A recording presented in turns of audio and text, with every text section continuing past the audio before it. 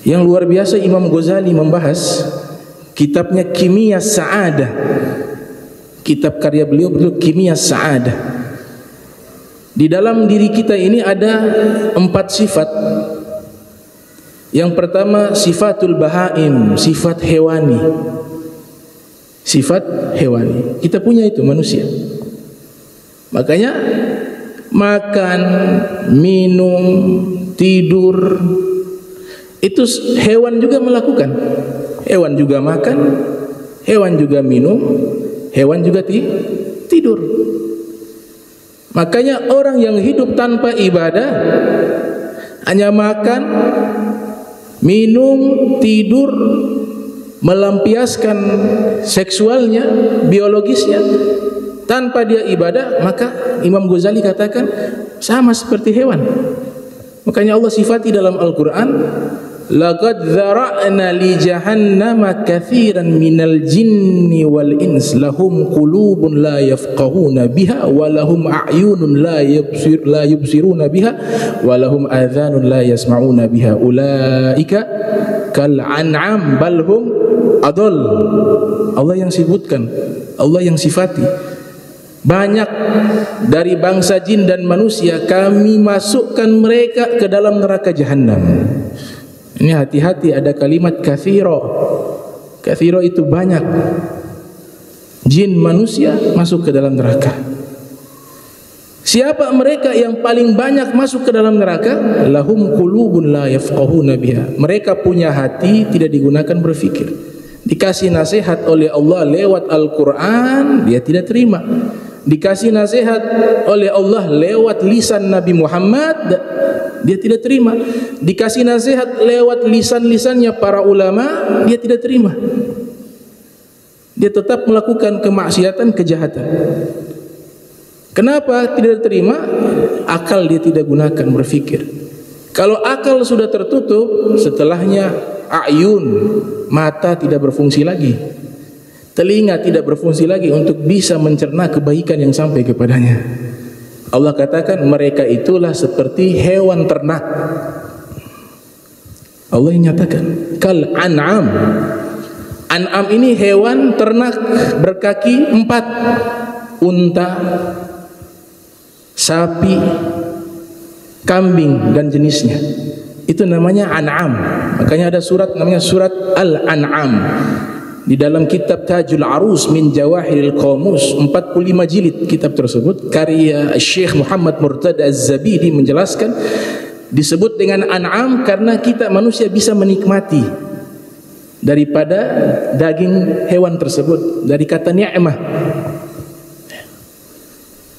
Itu musuh. Imam Ghazali katakan sifat pertama sifat hewani.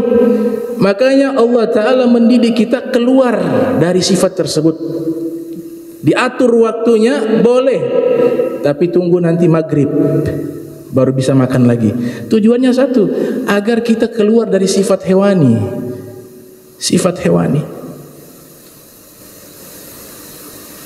Sehingga orang yang balas dendam di dalam berpuasa itu juga puasanya insya Allah diterima oleh Allah, tapi pendidikan puasanya dia tidak dapati. Nanti ketika berbuka puasa beli macam-macam. Tidak dilarang makanan enak.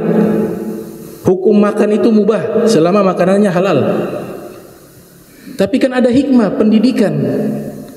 Keinginan itulah momentum di mana kita bisa menguasai nafsu. Wah, ini sebentar nih. Beli apa ya? Dalampa, kue tar susu, kue sus, macam-macam. Tapi ketika makan ya hanya 1 biji 2 biji sudah kenyang. Tapi dia sudah kalah sama nafsunya. Kenapa? Dia sudah mengikuti keinginannya. Sudah ada niat balas dendam. Padahal ketika keinginan itu muncul dilawan, itulah hikmah puasa. Makanya Abu Yazid Al-Bustami mengatakan dalam kitab Tagribul Usul karya Sayyid Ahmad Zaini Dahlan mengatakan uridu an la urid. Saya ingin untuk tidak ingin. Saya ingin untuk tidak ingin. Karena maknanya apa? Keinginan itu sumbernya dari nafsu. Orang orang yang sudah dikuasai oleh nafsu, ciri-cirinya diantaranya adalah dia diperbudak oleh keinginan, bukan kebutuhan. Orangnya di rumah 1 orang, mobilnya 5, pakainya hanya 1. Orangnya 1 orang, tasnya ribuan, dikoleksi, dipamerkan di YouTube. 1 tas harga 1 miliar. Orang tuanya rumahnya petak, kontrakan, tetangganya kelaparan. 1 tas 1 miliar. Ini harta jadi fitnah yaumal qiyamah. Innama amwalukum wa auladukum fitnah. Kenapa bisa demikian? Karena keinginan, bukan kebutuhan. Apa yang muncul dalam diri kita untuk melakukan sesuatu, dia akan turuti. Makanya Abu Yazid mengatakan, uridu an la urid, saya ingin untuk tidak ingin. Nah, dan juga ada yang aneh, keinginan makan. Bangun pagi pikirnya makan, sudah sarapan pagi makan lagi. Makan hukumnya halal, tapi ketika dia sudah keluar dari kebutuhan, masuk kepada satu bab namanya hirsun, rakus, itu yang dilarang. Makanya Imam Ali bin Abi Thalib, beliau menyatakan, man kanat himmatuhu ma yadkhulu batnahu kanat skimatuhu ma yakhruju minhu. Orang yang hanya pikirannya sehari-hari adalah masalah perut, masalah kemaluan, 2 itu saja sehari-hari yang dia fokuskan, dia pikirkan, maka harganya itu sama seperti yang keluar dari perut. Harga orang itu sama seperti yang keluar dari perut, kotoran. Itu tarbiyah dari Imam Ali bin Abi Thalib karramallahu wajhah. Sifat yang kedua adalah sifatus syiba. Dalam diri kita ada sifat hewan buas. Makanya manusia kalau kejam itu lebih sadis daripada hewan. Belum pernah saya dapat berita singa, harimau membunuh anaknya. Tapi kalau manusia banyak. Kenapa? Sifat buasnya itu ada, bahkan lebih buas daripada hewan buas.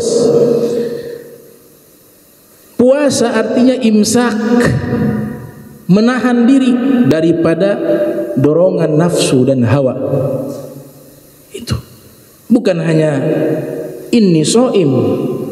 Makanya Nabi membuat ilustrasi, ada orang mencela engkau, kemudian dia ingin mengajak engkau berkelahi. Nabi katakan, bilang kepadanya, inni shaim, aku sedang puasa. Itu ucapan kita yang mengatakan kepada diri kita sendiri, kepada nafsu kita, sabar, jangan emosi, jangan marah, jangan lawan, jangan mencaci.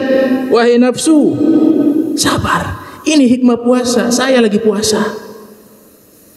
Itu pendidikan yang ada di dalam puasa Ramadan. Makanya ulama katakan Ramadan madrasatus sholihin. Bulan Ramadan ini sekolah bagi orang-orang soleh. Sifat yang ketiga kata Imam Al-Ghazali namanya sifatus syayatin, sifat syaitan.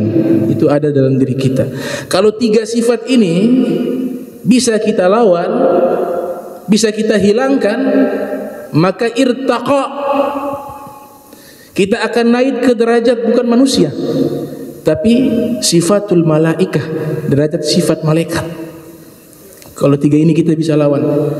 Makanya salah satu metode melawan ini sifat, ini nafsu yang ada 7 tingkatan. Ada nafsul ammarah, ada nafsul lawamah, ada nafsu mulhamah, ada nafsu mutmainnah, ada nafsu radiyah, ada nafsu mardiyah, ada nafsu kamilah. Yang kedua, yang awal itu adalah jahat, nafsul ammarah, nafsul lawamah, masih ada potensi kejahatan. Ini bisa kita lawan, kita akan masuk kepada nafsu mutmainnah, tenang di dalam kebaikan, ketaatan. Itu tingginya nafsul kamilah, sempurna, para nabi, para rasul.